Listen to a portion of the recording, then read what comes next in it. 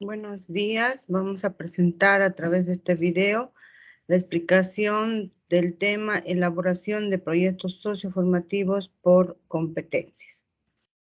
Bueno, este tema consiste en uno de los niveles curriculares del proyecto curricular de una carrera, ¿no? Es así que cuando nosotros hablamos de educación superior, hablamos de programas académicos. Dentro de estos pueden haber varios, que en este caso serían las carreras. Cada carrera se plasma en un diseño curricular.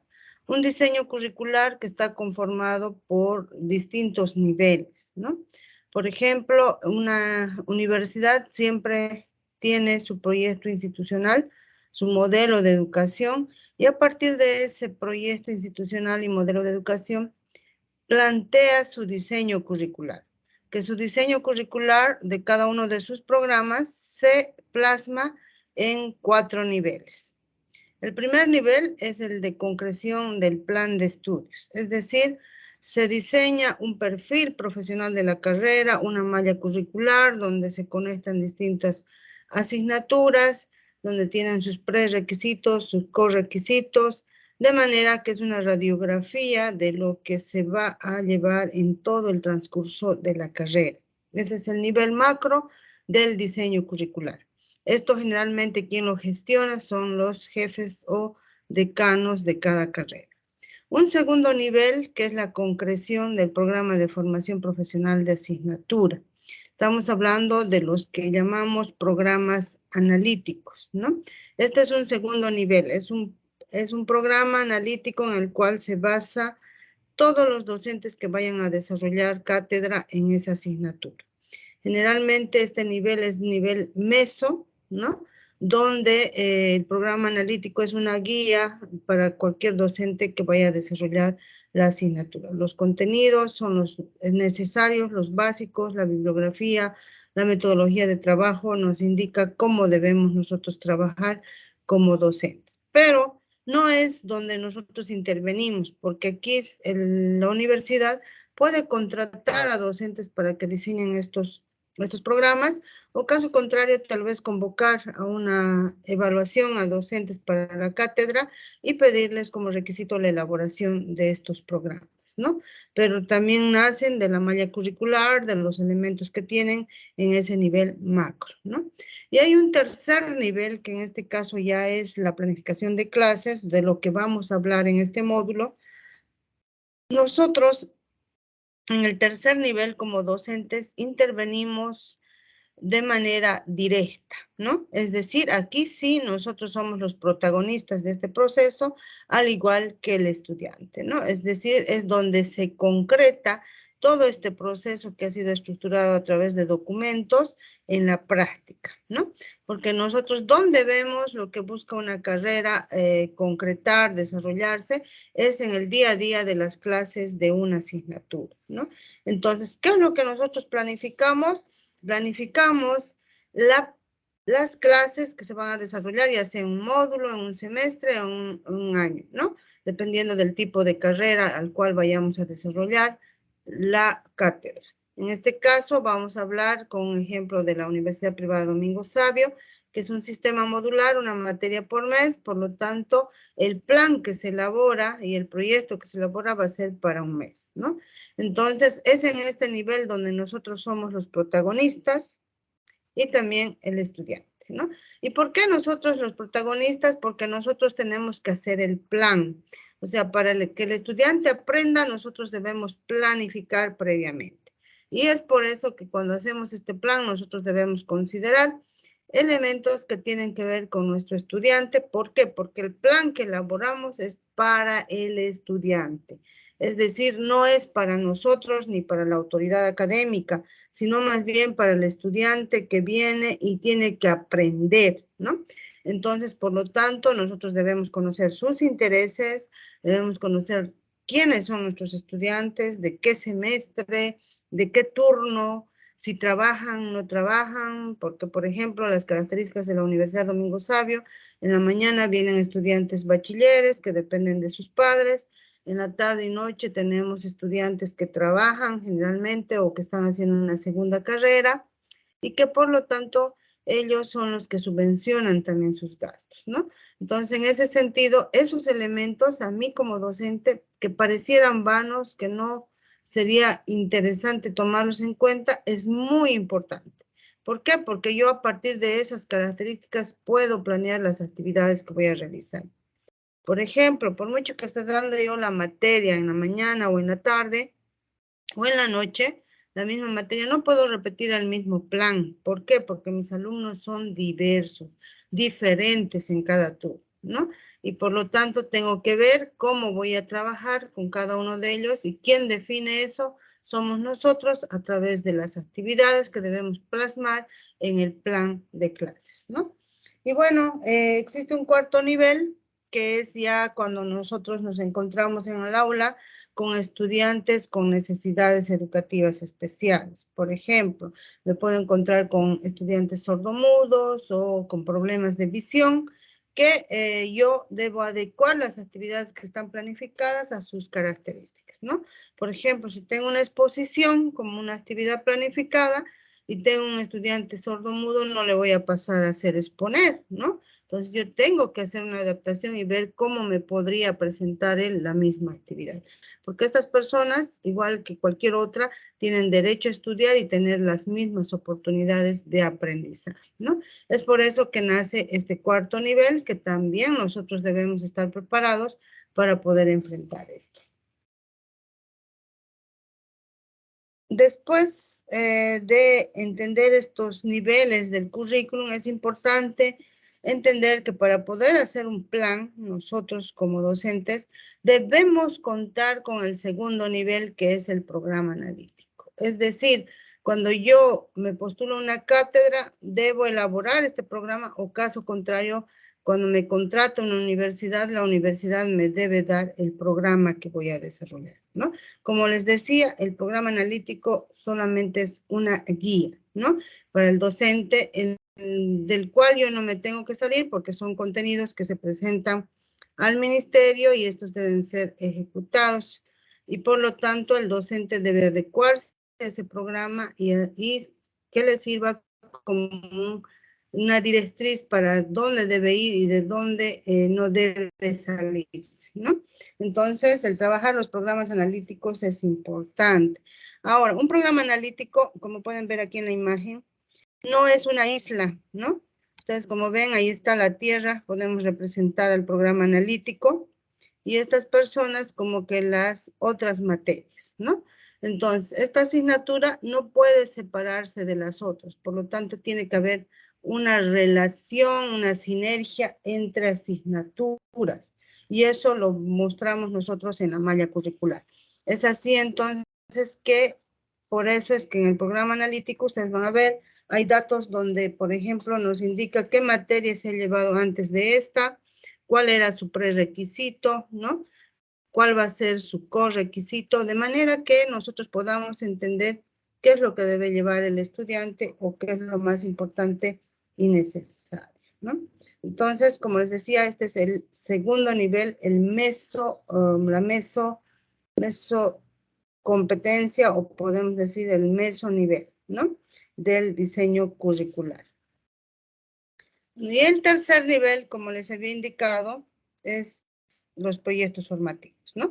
Pero un proyecto formativo no podemos realizarlo si en caso no tenemos el programa analítico. El programa analítico es mi base, por lo tanto yo tengo que tener el programa de la materia que voy a diseñar el proyecto para tener información que debo sacar de este programa, ¿no? Entonces, por eso es importante que ustedes me participen en el foro que se va a crear, donde dice selección de una asignatura, donde ustedes deben seleccionar la asignatura con la cual que van a trabajar para que yo pueda colocar los programas analíticos de esas materias que van a seleccionar y empiecen a trabajar en base a ese programa. Sin ese documento, nosotros los docentes no podemos realizar nada, ¿no?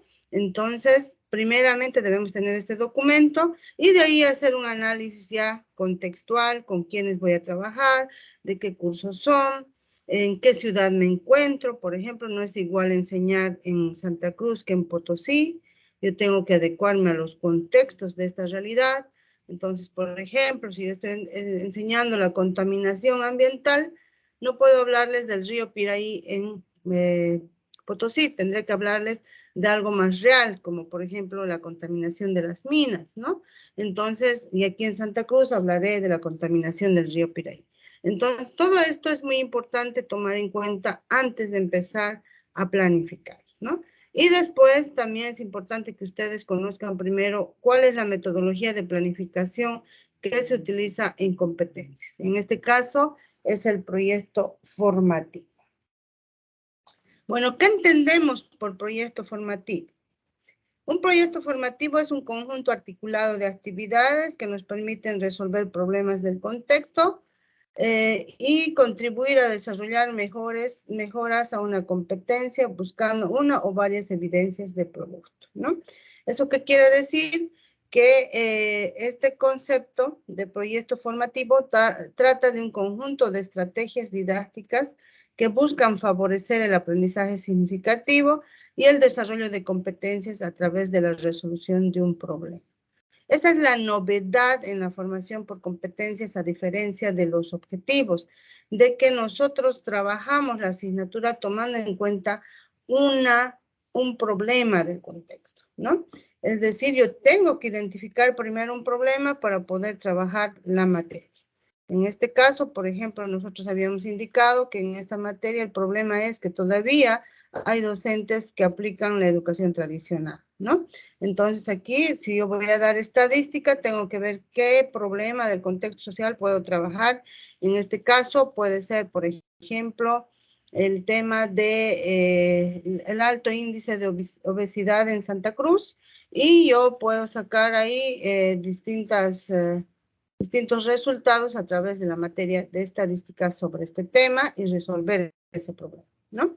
Entonces, cada asignatura que ustedes vayan a seleccionar y diseñar un proyecto, deben plantearse un problema, un conjunto de actividades que vayan a resolver ese problema y también permitan contribuir a desarrollar al menos una competencia, ¿no? Entonces, ¿esto cómo se corrobora? A través de evidencias. Ahora existen distintos tipos de proyectos. Podemos tener proyectos desde proyectos personales, recreativos, sociales, ambientales, económicos, artísticos, científicos, ¿no? Entonces, las distintas áreas nos permiten a nosotros trabajar los proyectos formativos, ¿no?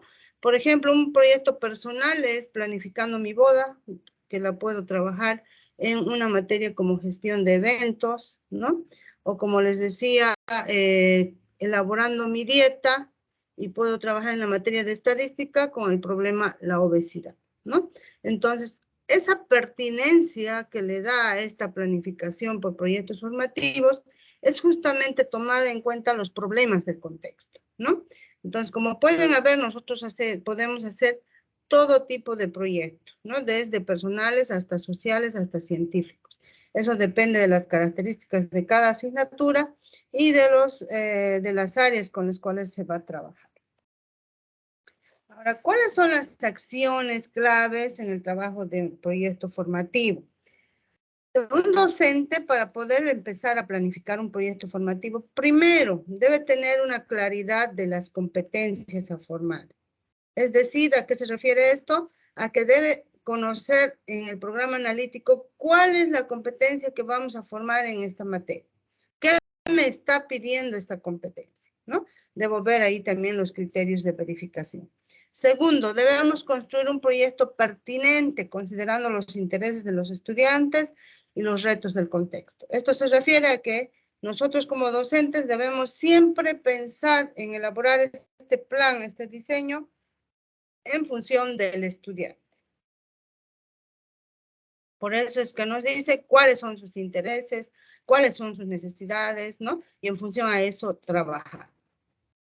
Y algo muy importante, los retos del contexto, que en este caso son los problemas sociales que podemos nosotros asumir. Aquí deben tomar en cuenta muy bien, o sea, cuando ustedes seleccionen el problema, Este problema tiene que ser social, no de la universidad ni del estudiante, sino a través de esta materia, ¿qué problema resuelve? Por ejemplo, el alto índice de obesidad es un problema de Santa Cruz que puedo resolver a través de la materia de estadística, haciendo una investigación para poder identificar cuántos obesos hay, cuál es la media, etcétera, ¿no? Y también el mismo problema puedo trabajar con la materia de física, donde yo pueda evaluar la masa corporal, ¿no? Donde pueda sacar otros ejercicios de manera que la física me contribuya a poder trabajar este proyecto, ¿no? Y este problema. Entonces, como ven, es importante esa relación. Ustedes deben buscar que este proyecto o este plan que van a elaborar tome en cuenta los intereses de los estudiantes, pero principalmente los retos del contexto, que en este caso son los problemas, ¿no? Ahora, es importante también que ustedes, antes de planificar, sepan que hay que articular el proyecto con los distintos saberes de asignatura, ¿no? Es decir, en el programa ustedes van a recibir que tienen 4 saberes: el conocer, el hacer, el ser y el convivir. Y por lo tanto, estos saberes se relacionan entre sí, ¿no? Por eso hablamos de que el estudiante debe formarse de manera integral. Y nosotros debemos tener la capacidad de conectar entre el conocer, el hacer, el ser y el convivir, ¿no? Por eso les decía, yo conozco, aplico, pero aplico tomando en cuenta el trabajo colaborativo que tiene que ver con el saber convivir o la seguridad en sí mismo a través de el ser, ¿no? Entonces, nosotros tenemos varios contenidos ahí del saber conocer, hacer, ser y convivir que se pueden trabajar a través del proyecto formativo. También es importante establecer las actividades de evaluación considerando los mismos productos del proyecto, ¿no? Entonces, la evaluación de un proyecto formativo va a radicar en presentar evidencias, ¿no? Evidencias evaluables que permitan al docente ser más objetivo y más equilibrado en la evaluación.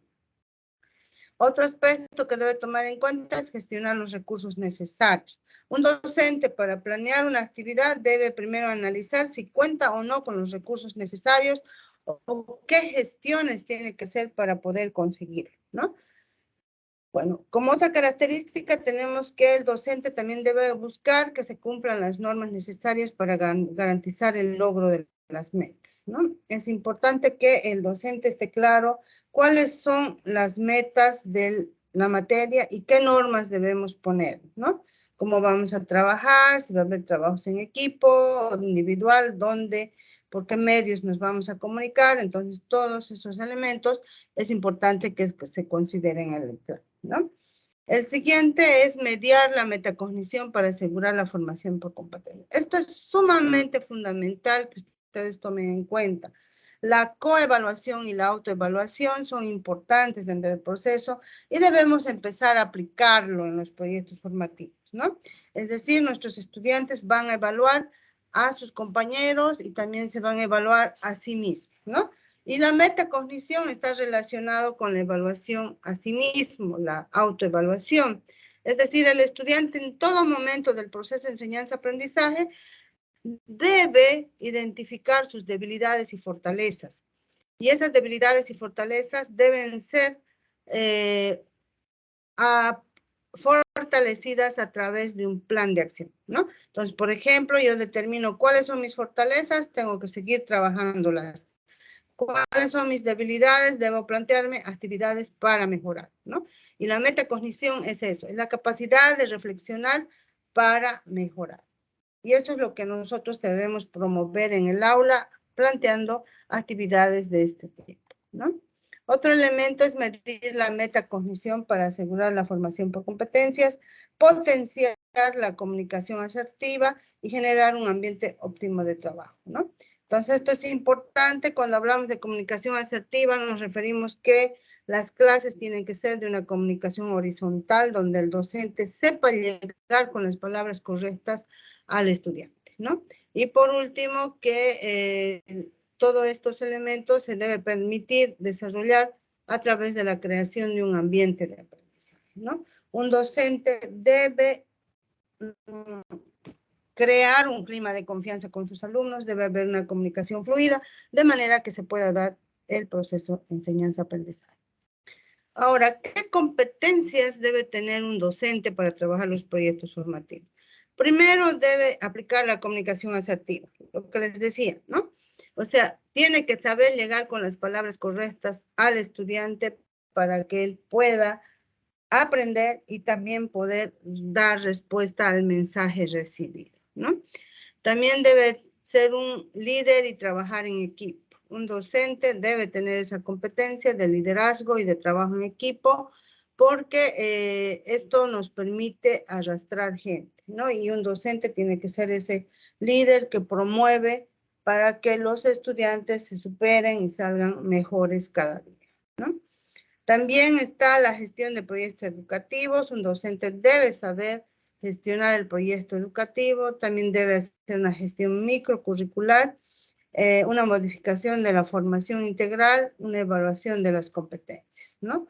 De esta manera, con estas competencias va a poder desarrollarse dentro del aula. Por ejemplo, la competencia de gestión microcurricular es que el docente es el responsable del tercer nivel del currículo, de implementar, de planificar e implementar el proceso de enseñanza-aprendizaje a través de la planificación de aula, ¿no? Y por lo tanto, también debe tomar en cuenta que tanto la mediación y la evaluación de este proceso va a estar a cargo de él, pero como un gestor, ¿no? Quien va a ser el que ejecute todo esto es el estudiante. Y por último, el empleo de las tecnologías de la información y comunicación, que es muy importante. Otra de las competencias que debe tener un docente hoy en día, porque con la pandemia hemos dado un paso gigante a lo que es el cierre de la brecha digital y por lo tanto el docente tiene que estar en ese nivel para poder justamente desarrollar las clases a través de las herramientas y plataformas virtuales que nos dan un sinfín de beneficios para poder lograr el aprendizaje. Bueno, tomando en cuenta todos estos elementos conceptuales, vamos a ver ahora cuál es la estructura de un proyecto formativo. Bueno, vamos a trabajar este formato para sus proyectos. Es por eso que voy a ir explicando cada uno de estos elementos entre hoy y la próxima sesión. Bueno, este video va a ir hasta donde podamos ver, ¿no? Hoy día y en la próxima sesión estaríamos concluyendo con este tema, ¿no? Bueno, por ejemplo, el proyecto formativo está estructurado por acápites, ¿no? Por ejemplo, tiene una estructura formal, un proyecto a realizar, competencias, actividades del proyecto, evaluación y recursos. Dentro de estos hay otros subtítulos que es necesario que tenga el proyecto formativo a través de la metodología de proyectos. Bueno, entonces vamos a ir viendo esta primera etapa, esta primera parte que son los acápites, que es importantísimo que cada uno de ustedes entienda porque después vamos a hacer alguna tarea referida a esto, ¿no? Por ejemplo, el título del proyecto, el problema del contexto, la microcompetencia son elementos que nosotros tenemos que trabajarlos como docentes. Los demás puntos se copian. ¿De dónde copiamos? Del contenido mínimo, perdón, del programa analítico de la asignatura, ¿no? Entonces es importante que nosotros para poder empezar a planificar este proyecto tengamos el programa analítico porque me va a dar información que yo tengo que llenar en este formato. Es así entonces que vamos a ver por ahora solo este acápite, que es todo lo que son datos generales, y ya para la siguiente vamos a ver las fases del proyecto, ¿ya?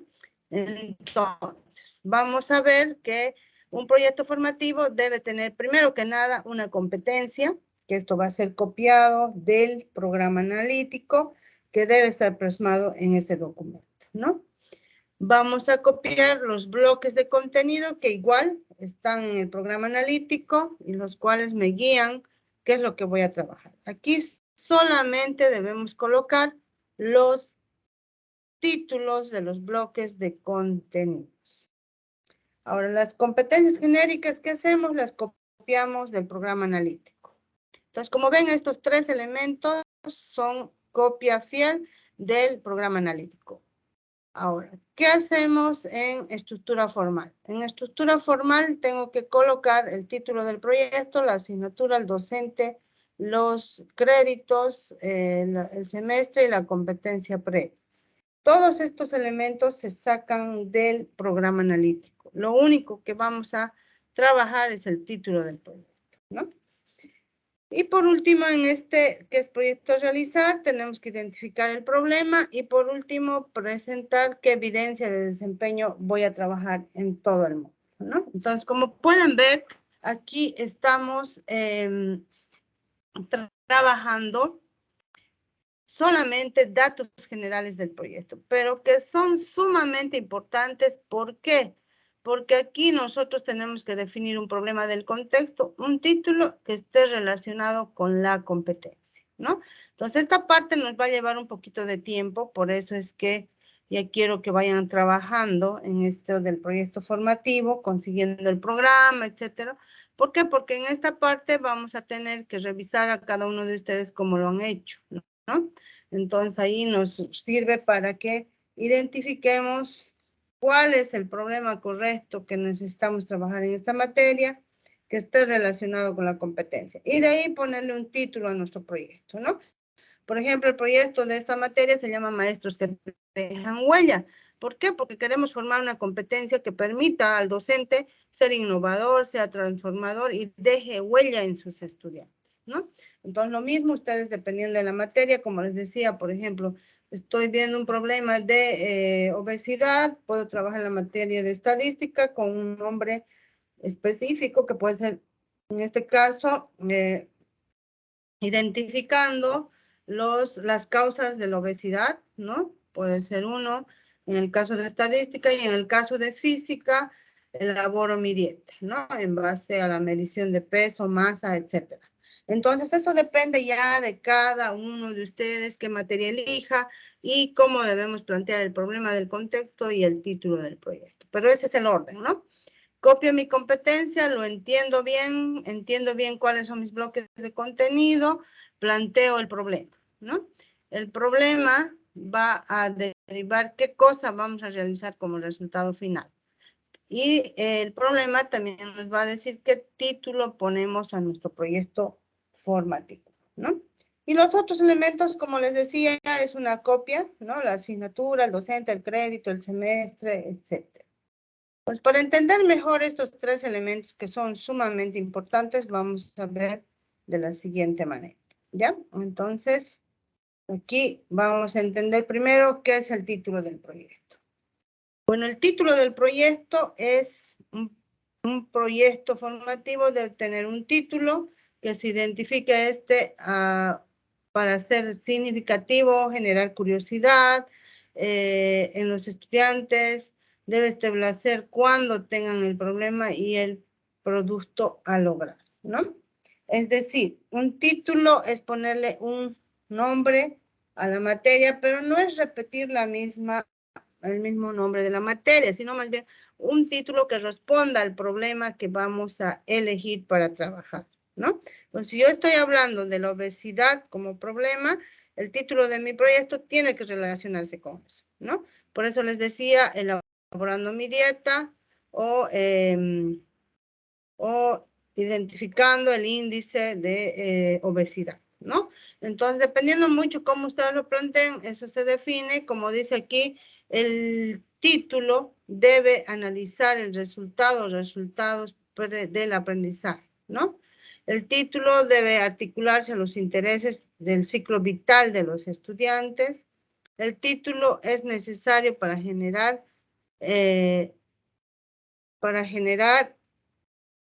los niveles de logro de la competencia, ¿no? En ese sentido, es importante que el título no sea largo, tenga un contenido relacionado con la competencia, genere interés en el estudiante, tiene que ser algo llamativo. No es igual que yo ponga, por ejemplo, en el caso de la materia de ventas, de marketing, ¿no? No es igual que yo ponga, o en el caso de gestión del turismo, que les daba el ejemplo hace rato, ¿no? No es igual que yo ponga el título a mi proyecto organizando mi boda, ¿no? A que yo ponga cómo gestionar un evento, ¿no? ¿Cuál es más llamativo? El que se hace más pertinente a la realidad del estudiante, que en este caso es organizando mi boda. Por eso es que tenemos que ser muy creativos e innovadores al poner el título, porque este debe responder al problema, ¿no? Bueno, ahora, ¿qué es un problema y cómo nosotros debemos plantearlo? Un problema es una necesidad, una carencia que se puede superar, ¿no? En este caso, por ejemplo, vamos a decir que un problema del contexto consiste en superar una necesidad de un entorno personal, social, disciplinar, ambiental, aplicando el análisis, ¿no? En este caso, yo tengo que ver siempre cuál es la carencia. Como les decía hace rato, por ejemplo, el problema que vamos a trabajar nosotros en esta materia es todavía la aplicación de metodologías tradicionales por parte de los docentes, ¿no? Entonces, ahí estamos viendo que hay una necesidad de cambiar eso, ¿no? Y es justamente a través de esta materia que vamos a responder a eso. Lo mismo pasa entonces con las materias de las distintas áreas. Ahora, ¿qué acciones debemos tomar en cuenta para definir el problema? El problema puede ser planteado de forma afirmativa o pregunta, pero siempre ese problema debe determinar el contexto a resolver, ¿no? Es decir, dónde se ha diagnosticado ese problema y quiénes lo van a resolver. El problema debe ser claro, preciso en su redacción, por lo tanto, es importante tomar en cuenta estos aspectos, ¿no? Y por último, el problema debe redactarse de manera descriptiva o pregunta, lo que les decía. De las dos formas es válido, pero ¿cuál es la esencia? Que exprese la necesidad de que ese problema debe mostrar una carencia, ¿no? Algo que falta, una contradicción, de manera que se pueda trabajar. Bueno, ahora, ya sabemos que tenemos que plantear un problema, un título, y debemos entender que estos dos elementos deben estar relacionados con la competencia. Pues, ¿qué es una competencia? Una competencia es una actuación integral, es decir, el estudiante para formar las competencias de su carrera debe ir logrando las competencias de cada asignatura, ¿no? Y en cada asignatura ese estudiante tiene que actuar de manera integral. Actuar, ¿a qué nos referimos? A poder aplicar el saber conocer, el saber hacer, el saber ser y el saber convivir.